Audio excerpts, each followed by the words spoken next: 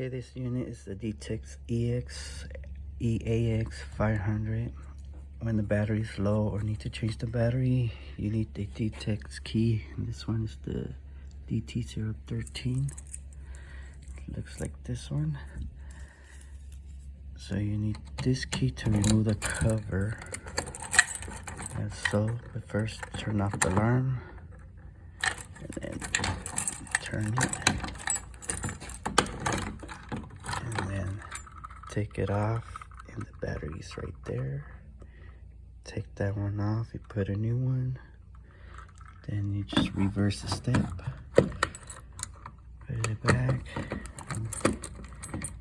try to do it with one hand.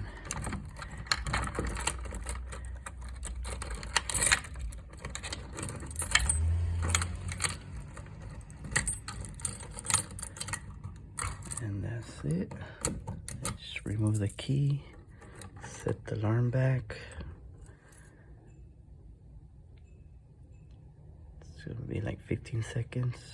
It's gonna beep.